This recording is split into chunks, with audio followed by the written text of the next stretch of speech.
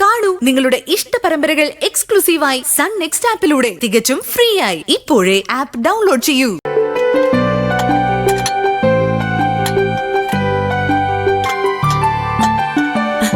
ചീരു, ചേച്ചി, അച്ഛൻ പോയപ്പോ നീ പഞ്ചരത്നത്തിലേക്ക് പോയില്ലായിരുന്നല്ലേ? ഇല്ല ചേച്ചി, അച്ഛനും എല്ലാരും കൂടെ 2 ദിവസം കഴിയുമ്പോ ഇങ്ങോട്ട് വരില്ലേ? ഞാൻ കൂടുതൽ യാത്ര ചെയ്യണ്ടെന്ന് വെച്ചിട്ടാ. അത് നന്നായി. അവര് വരുമ്പോ മക്കളെ ഇങ്ങോ കൊണ്ടുവരുമല്ലോ. കൊണ്ടുവരും. വിച്ചോനെ എവിടെ ചേച്ചി? അവനെ ഭാനുമ്മ കടയിൽ പോകുമ്പോ ഒപ്പം കൊണ്ടുപോയി. അവൻ അങ്ങനെയല്ലേ പുറത്തു പോകാനൊക്കെ പറ്റൂ. ഭാനുമ്മ നിന്റെ കൂടെ തന്നെ ഉള്ളത് വലിയ ഭാഗ്യം തന്നെയാ. രഘുട്ടമ്മ അകത്തേക്ക് ഇരിക്കാം. വാ ചേരും.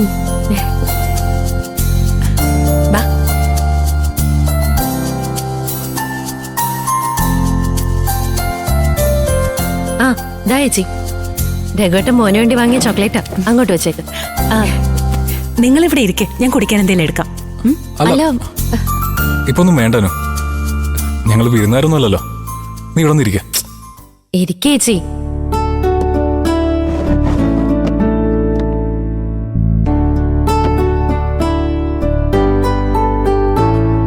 അനു ഇന്ദ്രന്റെ കടയിൽ പോയി ആ സ്ഥാപനം വിട്ടുതരാൻ ആവശ്യപ്പെട്ടല്ലേ?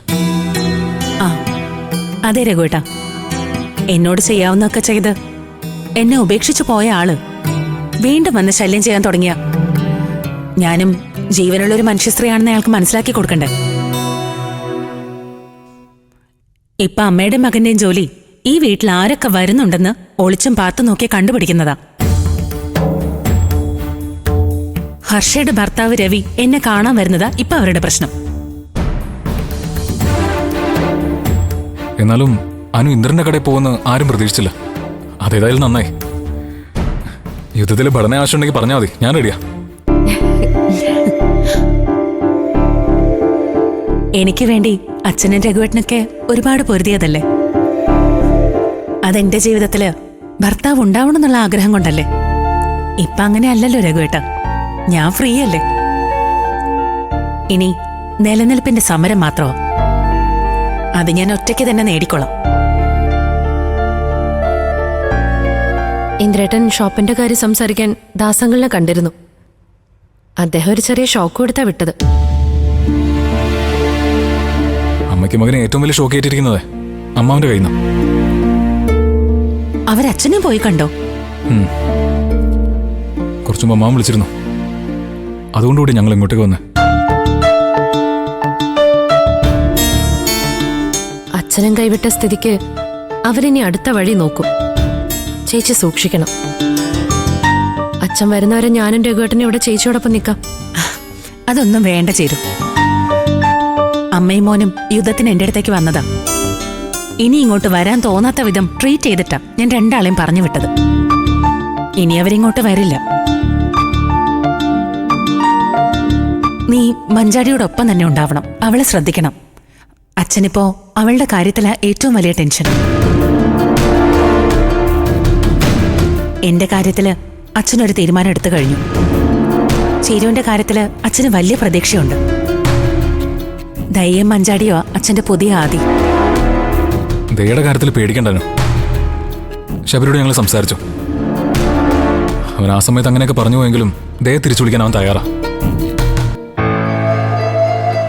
എങ്കിൽ അത്രയും നല്ലത്. വിനയനെ ഉൾക്കൊള്ളാൻ കഴിയുമെങ്കിൽ നീയും എത്രയും പെട്ടെന്ന് അവന്റെ വീട്ടിലേക്ക് പോകണം ചേരും. അച്ഛൻ വരട്ടെ ചേച്ചി, ഞാൻ അച്ഛൻ പറയുന്ന പോലെ അനുസരിച്ചോളാം. അല്ലാന്ന് ചേച്ചി, ഇന്ദ്രേട്ടനോട് ഷോപ്പ് ആവശ്യപ്പെട്ടത് സീരിയസ് ആയിട്ട് തന്നെയാണോ, അതോ വെറുതെ ഒന്ന് പേടിപ്പിക്കാൻ വേണ്ടി ചെയ്താണോ? ഞാനിനി എല്ലാ കാര്യത്തിലും സീരിയസാ ചേരും. ആ ഷോപ്പ് ഞാൻ തിരിച്ചു പിടിക്കും. അവിടെ ബിസിനസ് ചെയ്ത് ഞാൻ ജീവിക്കുകയും ചെയ്യും. എന്നെ വിട്ടുപോയ എന്റെ ഭർത്താവ് എനിക്ക് ഉടനെ ഡിവോഴ്സ് നോട്ടീസ് അയച്ചില്ലെങ്കിൽ വിവാഹമോചനം ആവശ്യപ്പെട്ട് അങ്ങോട്ട് വക്കീൽ നോട്ടീസ് അയക്കാനാ എന്റെ തീരുമാനം.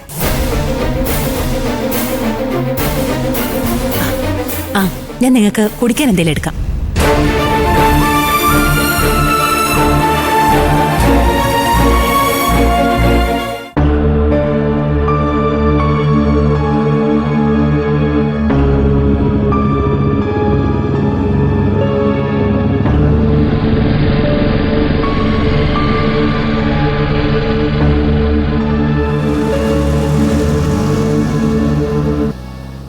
നിങ്ങൾ എൻ്റെ അടുത്തേക്ക് അയച്ചത് രാഹുലാണോ അതോ ഇന്ദുവിന്റെ വീട്ടുകാരോ?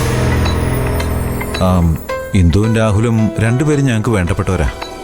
രണ്ടുപേരുടെയും വിവാഹം നടത്തിയതിൽ പോലും ഞങ്ങൾക്ക് രണ്ടുപേർക്കും പങ്കുണ്ട്. സത്യം പറഞ്ഞാൽ രാഹുലിനും മൃദുലയുമായി ബന്ധമുള്ള കാര്യം ഞങ്ങൾക്കാർക്കും അറിയില്ലായിരുന്നു. അപ്പോ തെറ്റ് രാഹുലിന്റെ ഭാഗത്താണെന്ന് നിങ്ങൾക്കറിയാം. എന്നിട്ട് നിങ്ങൾ എന്തിനാ എന്റെ അടുത്തേക്ക് വന്നത്? തെറ്റ് ചെയ്ത ആളല്ലേ ഇത് തിരുത്തേണ്ടത്? രാഹുൽ വല്ലാത്തൊരു ധർമ്മസങ്കടത്തില. അവന്റെ അവസ്ഥ കുട്ടിക്ക് മനസ്സിലാവുമല്ലോ. അതിലും വലിയൊരു പ്രതിസന്ധിയില സച്ചി സാറും കുടുംബവും. അവര് ആഘോഷമായി നടത്തിയ കല്യാണല്ലേ, അതെങ്ങനെയായതില് അവർക്കും നല്ല വിഷമമുണ്ട്. ഈ കാര്യങ്ങളൊന്നും ഇതുവരെ പുറത്താരും അറിഞ്ഞിട്ടില്ല. ഉടനെ എന്തെങ്കിലും ഒരു തീരുമാനം എടുക്കാൻ പറ്റിയാൽ. എന്തെങ്കിലും ഒരു തീരുമാനമാണ് നിങ്ങൾ ഉദ്ദേശിക്കുന്നതെങ്കിൽ രാഹുലിനെ എനിക്ക് വിട്ടുതരാന്ന് നിങ്ങൾക്ക് തീരുമാനിച്ച പോരെ? അപ്പോ അതല്ല, നിങ്ങൾ വന്നത് ഇന്ദുവിന്റെ വീട്ടുകാർക്ക് വേണ്ടി സംസാരിക്കാനാ. ചിലപ്പോ രാഹുലായിരിക്കാം അതിനുവേണ്ടി നിങ്ങൾ എന്റെ അടുത്തേക്ക് വിട്ടതെന്ന് എനിക്കറിയാം. അത് ശരിയാ. രാഹുൽ ഇപ്പോൾ ശരിക്കും നിൽക്കുന്നത് ഒരു ഡേഞ്ചറസ് സിറ്റുവേഷനിലാണ്.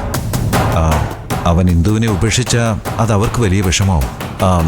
സച്ചി സാർ ചിലപ്പോൾ അവന്റെ ഫ്യൂച്ചർ തന്നെ ഇല്ലാണ്ടാക്കും. കുട്ടിക്ക് രാഹുലിനോട് സ്നേഹമുണ്ടെങ്കിൽ അവനെ ഈ പ്രതിസന്ധിയിൽ നിന്ന് രക്ഷിക്കാനുള്ള കടമയും കുട്ടിക്കുണ്ട്. എനിക്ക് വേണ്ടി ഈ വിഷയം സംസാരിക്കാൻ ആരും വരില്ലെന്നേ ഉള്ളൂ അങ്കിളെ. എന്നുവെച്ച് എനിക്കാരും ഇല്ലെന്ന് വിചാരിക്കരുത്. എന്നെ പഠിപ്പിച്ച് ഡോക്ടറാക്കിയ പാവപ്പെട്ട ഒരു അച്ഛനും അമ്മയും ഉണ്ട് എനിക്ക്. എന്നെ മാത്രം ആശ്രയിച്ച് എന്റെ ഭാവി സ്വപ്നം കണ്ട് ജീവിക്കുന്ന രണ്ട് മനുഷ്യര്. അവരുടെ ഭാഗത്ത് നിന്നുകൂടി നിങ്ങളൊന്ന് ചിന്തിക്കണം. ഇന്ദുവായിട്ട് നിശ്ചയിച്ച വിവാഹം മുടങ്ങിയപ്പോ ഡ്രഗ്സ് വരെ ഉപയോഗിച്ചു തുടങ്ങിയ രാഹുലിനെ ആ ഫീലിങ്സിൽ നിന്ന് രക്ഷിക്കാനാ ഞാൻ അവന്റെ ഒപ്പം കൂടിയത്.